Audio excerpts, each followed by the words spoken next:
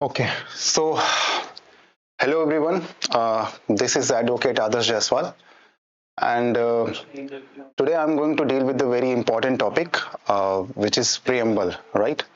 So preamble, आपने देखा होगा अभी सीडीएस का एग्जाम हुआ है और उस सीडीएस के एग्जाम में बहुत ही प्यारा क्वेश्चन पूछा है उन्होंने प्रियम्बल से रिलेटेड उन्होंने बहुत ही प्यारा क्वेश्चंस पूछा है। सो आज हम प्रियम्बल टॉपिक डील करेंगे और उसी से रिगार्डिंग जो आज अभी सीडीएस का जो एग्जाम्स हुआ है उसमें क्वेश्चंस जो आया वो भी हम डील करेंगे at the end of the class. So सबसे पहले हम समझेंगे, थोड़ा सा माइंड मैप समझ लेते हैं कि क्या क्या इस क्लासेस में क्या क्या चीजें हम करेंगे। सो प्रियम्बल टॉपिक जो है काफी इंपॉर्टेंट है सारे एग्जाम्स के लिए।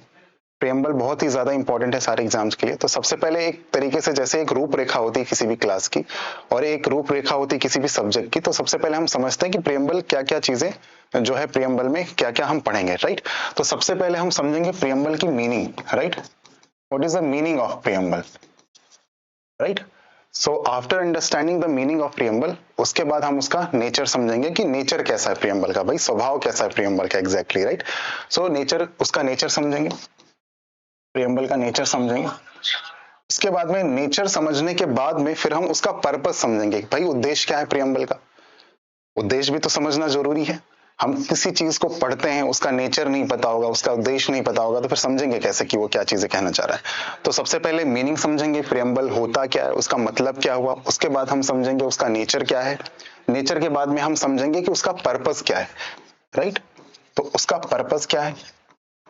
फिर पर्पस के बाद फिर हम क्या समझेंगे, पर्पस के बाद फिर हम कुछ कीवर्ड्स जो प्रियम्बल में दे रखे हैं उसके ऑब्जेक्टिव्स और एस्पिरेशंस को समझेंगे कि उसके ऑब्जेक्टिव्स क्या हैं और उसके एस्पिरेशंस क्या है, राइट। सो ऐसे हम कर सकते हैं कि उसके इंग्रेडिएंट्स और कंपोनेंट्स को समझेंगे, इंग्रेडिएंट्स या कंपोनेंट को। और one of the most important questions, whether preamble is amendable or not. तो सबसे पहले हम ये समझेंगे कि अमेंड होने से पहले क्या प्रियम्बल पार्ट है कॉन्स्टिट्यूशन का कि नहीं है, उसका भी डिबेट हम समझेंगे, right. So whether preamble is amendable or not और whether preamble is a part of constitution और नॉट, हम दोनों चीजें समझेंगे, राइट। सो प्रियम्बल अमेंडेबल है या नहीं है, तो अमेंडेबिलिटी ऑफ द प्रियम्बल हम समझेंगे लास्ट में।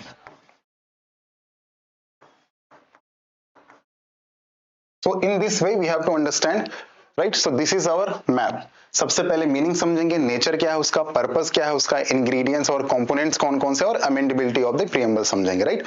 सो सबसे पहले let's start the meaning of the preamble.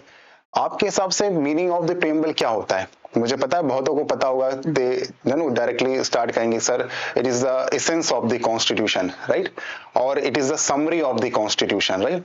But preamble का क्या यही मतलब हुआ that it is the essence और the summary of the constitution, क्या और मतलब नहीं हो सकते प्रियम्बल के, और भी मतलब हो सकते हैं, राइट।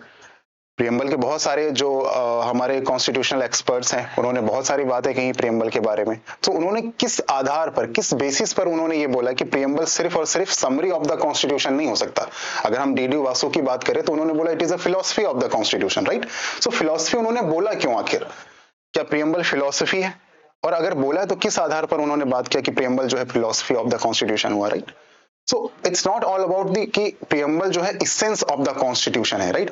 प्रियम्बल इसेंस ही नहीं है, प्रियम्बल एक तरीके से स्पिरिट ऑफ द कॉन्स्टिट्यूशन ही नहीं है, preamble heart of the constitution ही नहीं है, preamble is also a philosophy of the constitution. So ये बहुत ही बड़ा डिबेटेबल टॉपिक कि क्या फिलोसफी है, yes it is a philosophy of the constitution. अब किस आधार पे बोला हम अभी समझेंगे, राइट। सो अगर आपके जैसे आप यूपीएससी का पेपर उठा के देंगे और प्रियम्बल से क्वेश्चंस आए रहे हैं, मेंस में भी क्वेश्चंस आए हैं, और अभी आपको जैसा कि अभी मैंने बताया, उन्होंने ये बताया कि 40 सेकंड हम रट के जाते हैं ना, 42nd अमेंडमेंट एक्ट में 3 कीवर्ड्स ऐड हुए है ना, और वो 3 कीवर्ड्स आपको पता भी होते हैं, राइट। तो उन्होंने ये बोला कि यूनिटी ऑफ जो नेशन है उसको, सॉरी यूनिटी ऑफ जो इंटीग्रिटी है उसको कौन से वर्ड से रिप्लेस किया गया, राइट। और ये आर्टिकल द हिंदू में आया था, उन्होंने करंट अफेयर से बिल्कुल लिंक किया इस आर्टिकल को और उन्होंने ये क्वेश्चन दिया। तो रिप्लेसमेंट है कि नहीं, अब बहुत सारे बच्चे उसमें कंफ्यूज हो जाएंगे कि क्या ये वर्ड था, अब कोई बताता ही नहीं है, भाई किसी को पता ही नहीं है, कोई बताता ही नहीं है कि क्या ये प्रियम्बल जो है ये रिप्लेसमेंट इसका है या नहीं है। यूनिटी ऑफ इंडिया से यूनिटी ऑफ इंडिया को रिप्लेस करके इंटीग्रिटी ऑफ जो है उसमें इंटीग्रिटी वर्ड ऐड किया गया, क्या ये कोई बताता है? नहीं बताता है। जब भाई आप करंट अफेयर, क्योंकि अब फिर कहेंगे ये क्वेश्चंस करंट अफेयर से आ गया, राइट? तो आपको एक पढ़ने का एक तरीका होता है कि आप कैसे पढ़ते हो, राइट? सो इसीलिए हम उसको बहुत ही कॉम्प्रिहेंसिव तरीके से इस टॉपिक्स को कवर करते हैं, राइट? और ये बहुत ही मोस्ट इंपॉर्टेंट टॉपिक भी है। ओके, सो यस, प्रियम्बल जैसा कि हम समझते हैं कि इट इज अ समरी, एक सारांश है कॉन्स्टिट्यूशन का, राइट? ये बताता भी कि कॉन्स्टिट्यूशन नट सेल में है क्या एक्चुअली में, right? So it tells also about the constitution in a nutshell, कि नट सेल में कॉन्स्टिट्यूशन हमारा कैसा है, राइट? हमने कैसे उस चीज को हमने जो है कैसे कॉन्स्टिट्यूशन से, और हाँ, one of the most question कि अभी हमने जस्ट डिस्कस किया कि it is a philosophy, right? तो बहुत सारों के मन में ये क्वेश्चंस हो गए कि सर ये फिलॉसफी क्यों बोलते हैं हम इसको, राइट? ऑब्वियस सी बात है, सी किसी के लिए किसी जो फिलॉसफी हम बोलते हैं, जैसे आइडिया ऑफ इंडिया की बात करते हैं, right? So idea of India, मान लिया ये एग्जांपल हमने लिया, तो आइडिया ऑफ इंडिया हमारे लिए कुछ और है, आइडिया ऑफ इंडिया सामने वाले के लिए कुछ और है, राइट? सो फिलॉसफी मीन्स कितने सच हो सकते हैं, राइट? सो इसीलिए डीडी बसु ने उस आधार पर उनका जो कंटेक्स्ट था उस आधार पर उन्होंने बोला कि it is a philosophy of the constitution, right? Now my next question is कि वेदर प्रियम्बल जो है कॉन्स्टिट्यूशन के साथ में अटैच करना मैंडेटरी है या नहीं है, और ये प्रेरोगेटिव है स्टेट का। सो ऑब्वियसली बहुत सारे लोग कहेंगे यस सर इतना इंपॉर्टेंट है, एसेंस ऑफ द कॉन्स्टिट्यूशन है, फिलॉसफी है, तो इसको मैंडेटरी होगा अटैच करना, बट नहीं, it is not mandatory as such. अगर प्रियम्बल नहीं होता तब भी हम अपने कॉन्स्टिट्यूशन के एसेंस को नहीं बोलते, कॉन्स्टिट्यूशन के मूल मंत्र को नहीं बोलते। तो yes, it is not mandatory, but ये प्रेरोगेटिव है स्टेट्स का, वो चाहे तो उसको जो है ऐड कर सकता है और नहीं कर सकता है। बट ये प्रेसिडेंट हमने जो है ये जो प्रियम्बल की जो भी सारी चीजें हैं वो हमने यूएसए से कॉपी किया, राइट? सो वहां पर preamble is not the part of constitution, right? But तभी अभी जब हम अमेंडेबिलिटी के बारे में डिस्कस करेंगे whether it is a part of constitution और not, if it is a part of constitution तो ये अमेंडेबल है या नहीं है, तो वो सारी चीजें हम डिस्कस करेंगे, राइट? बट अभी हम मीनिंग पे आते हैं। So I think you have understood much enough that what is the meaning of preamble, right? So now let's discuss the nature of the preamble, कि नेचर उसका कैसा है।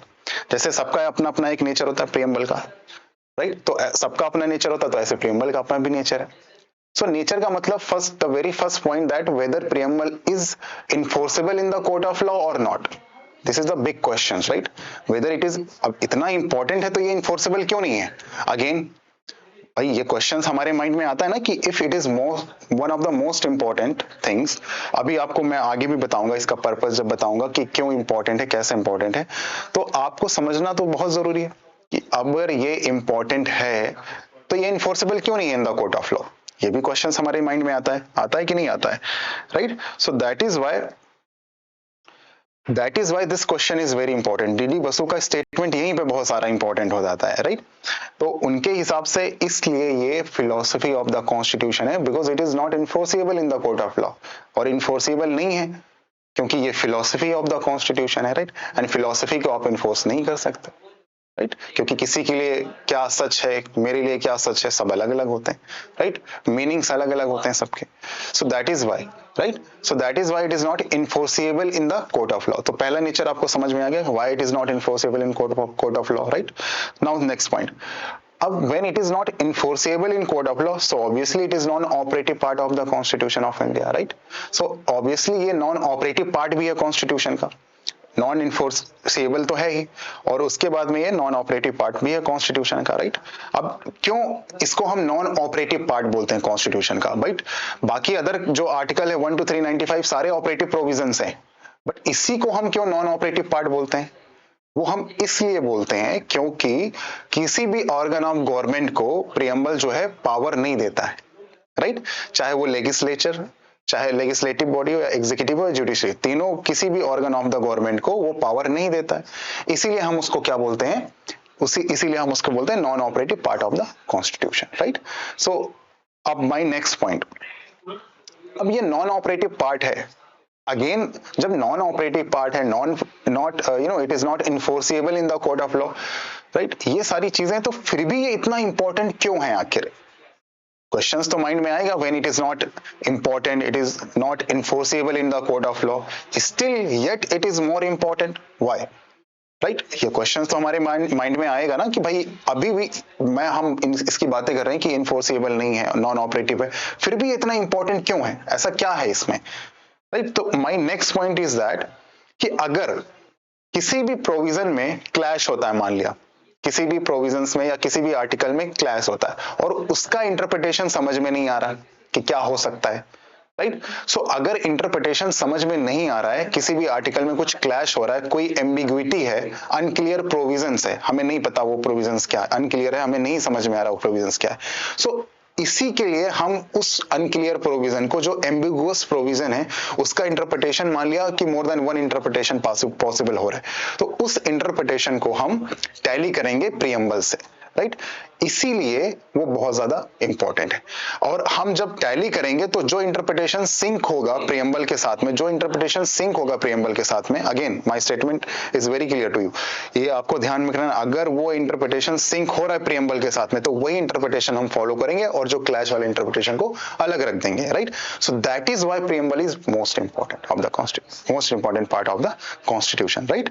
सो आप समझ गए कि अगर कोई एम्बिग्विटी है, अनक्लियर प्रोविजन है कॉन्स्टिट्यूशन का और any article of the constitution, तो हम टैली करेंगे प्रीएम्बल से, राइट। हम टैली करेंगे, राइट। और सुप्रीम कोर्ट ने वेरियस जजमेंट से क्लियर भी कर दिया है, right.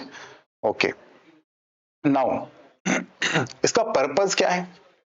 As we know that preamble जो है डिक्लेयर करता है, राइट, प्रीएम्बल डिक्लेयर करता है that the constitution emanates from the people of India. Yes, जैसे हमने जब उसकी पहली लाइन हम पढ़ते हैं, we the people of India, right, we the people of India, पूरी प्रीएम्बल की फर्स्ट लाइन। सो ऑब्वियस सी बात है, ये इमनेट्स कहां से हो रही है? द पीपल ऑफ इंडिया से ही हो रही है, हो रही कि नहीं हो रही? तो जब इमनेट्स हो रही है पीपल ऑफ इंडिया से, तो again one most important question, जब आपने मेकिंग ऑफ द कॉन्स्टिट्यूशन पढ़ा होगा तो वहां पर डिबेट आता है, पार्टली नॉमिनेटेड है, पार्टली इलेक्टेड बॉडी, तो वहां पर बहुत सारे डिस्प्यूट्स है। तो ऐसे ही एक केस आया Kehar Singh versus union of India का केस आया, राइट, इसी बात पे कि क्या ये सोर्स ऑफ पावर जो है पीपल जो है ड्राइव करती है, राइट। सो एक्चुअली क्या ये इमनेट्स करती है from the people of India से प्रीएम्बल जो है कि नहीं? सो इसी के चलते Kehar Singh versus union of India का केस आया, जहां पर सुप्रीम कोर्ट ने क्लियर कर लिया कि ये भाई लीगल फिक्शन है और लीगल अजम्पशन से इसको दोबारा चैलेंज नहीं किया जा सकता कि जो इसका source of power people of India नहीं है, right. So this case is very important with contest of, कि आपको मेंस में काम आएगा, right. This case is very important with contest to this preamble of India, right. Now my next part is the amendability के बारे में discuss करते हैं, राइट। सो ऑब्वियसली वीडियो को मैं ज्यादा लॉन्ग नहीं बनाना चाहता, एंड सो अमेंडेबिलिटी डिस्कस, तो अमेंडेबिलिटी से पहले ये डिस्कस करते हैं कि whether preamble is a part of constitution और नॉट, पार्ट है या नहीं है, नॉट पार्ट ऑफ कॉन्स्टिट्यूशन, ठीक है। तो अभी आप तो बोलोगे सर अमेंडमेंट हो चुका तो that is why it is a part of constitution, right. But जब बेरूवारी केस 1960 में ये जो पिटीशन डाली गई, चैलेंज किया गया था, तो दैट टाइम जो है पार्ट नहीं था। तो उस टाइम पे ऐसा क्या सुप्रीम कोर्ट के माइंड में था, उन्होंने बोला that it is not the part of the constitution? क्या ऐसा हुआ? अभी हमने बात की थी थोड़ी देर पहले, राइट, कि preamble was taken from the United States of America. तो in the United States of America it is not the part of the constitution. United States of America में ये पार्ट नहीं है कॉन्स्टिट्यूशन का। तो 1960 के टाइम पे supreme court was of the opinion, right, कि ये जब यूएसए में पार्ट नहीं है तो इंडिया में भी पार्ट नहीं है, तो उन्होंने प्रेसिडेंट जो है यूएसए का लिया था, है ना। इसीलिए उस टाइम पर बेरूवारी केस में 1960 के टाइम पर बेरूवारी केस में 1960 में जो है सुप्रीम कोर्ट ने बोला it is not the part of the constitution. फिर कुछ टाइम बाद में 1973 का टाइम है, जब केशवानंदा भारती, एक लैंडमार्क जजमेंट आया, केशवानंदा भारती केस। उस केशवानंदा भारती केस में अगेन ये बात उठी कि whether preamble is the part of constitution और नॉट। तो उस टाइम केशवानंदा भारती के टाइम पर सुप्रीम कोर्ट ने बोला yes it is the part of constitution, it is the part of constitution. When he said that it is the part of constitution, then obviously it is the, जब supreme court ने कहा it is the part of constitution Kesavananda Bharati case में 1973 में, तब उन्होंने ऐसी बात क्यों बोली भाई कि पहले तो उन्होंने बोला पार्ट नहीं, अब ऐसा क्या माइंड में आ गया जो उनका जो है चेंज हो गया। तो जब हम कॉन्स्टिट्यूशन पढ़ते हैं, व्हाट इज कॉन्स्टिट्यूशन, तो हम पढ़ते हैं ना constitution is a living document, it is an organic document, right. So organic और लिविंग क्यों बोलते हैं, इसीलिए तो बोलते हैं भाई ऑर्गेनिक लिविंग डॉक्यूमेंट क्यों बोलते हैं, क्योंकि वो टाइम और स्पेस के साथ साथ इवॉल्व होता है, सरकमस्टांसेस के साथ साथ इवॉल्व होता है, सोसाइटी के साथ साथ इवॉल्व होता है। अगर कोई चीज आर्काइक है, बहुत ही पुरानी है नेचर में, तो हम कहते नहीं कि ये बहुत ही पुरानी है, हमको उसको क्यों अडॉप्ट करेंगे, हम उसके साथ सिंक ही नहीं कर पाएंगे, ठीक है। तो इसीलिए उस टाइम पर सोसाइटी जब इवॉल्व होती है, अब उन्होंने उस टाइम पर जो है कॉन्स्टिट्यूशनल कॉन्स्टिट्यूएंट असेंबली में जो मेंबर्स हैं उनके विजन को देखा, और उनके विजन को देखते हुए उन्होंने ये सोचा कि नहीं, in India we have a different context of having the preamble. So in India, when we have a different context of having the preamble, so that is why it is important that preamble is the part of constitution, right? So that is why it is the preamble is a part of constitution, right? तो केशवानंद भारती के case में उन्होंने बोला yes, preamble is the part of constitution. उसके बाद में 1980s का एक केस और आया, राइट। अब पार्ट तो कॉन्स्टिट्यूशन का बोल दिया, इसीलिए जो है अंडर आर्टिकल 368 हमने कुछ अमेंडमेंट्स भी किए, और उस अमेंडमेंट्स के साथ में 3 कीवर्ड्स जोड़े, राइट, सेकुलर, सोशलिस्ट और integrity of the in the preamble, right. सो ये कीवर्ड्स हमने जोड़े। उसके बाद में फिर 1980 का समय है, और 1980 के टाइम पर एक केस और आया, right, LIC of India case 1980 के टाइम पे। अब उन्होंने, सुप्रीम कोर्ट ने एक स्टेप और आगे गया, है ना। मैंने आपको बताया ना कि जो हमारा कंटेक्स्ट है, इंडिया का कंटेक्स्ट है और विजन है, कॉन्स्टिट्यूएंट असेंबली का जो विजन था, उसको देखते हुए उन्होंने बोला it is the part of constitution. अब उन्होंने वो एक स्टेप और आगे गए, और इस केस में, LIC केस में, उन्होंने ये बोला that yes, preamble is not only the part of constitution, it is the integral part of the constitution, right. So integral part of the constitution, जैसे मेरी बॉडी का इंटीग्रल पार्ट क्या है, ये है, पूरा सर है। सो इंटीग्रल पार्ट है, ये अलग नहीं है। दो it was made after the constitution was, constitution बनने के बाद में प्रीएम्बल को ऐड किया गया।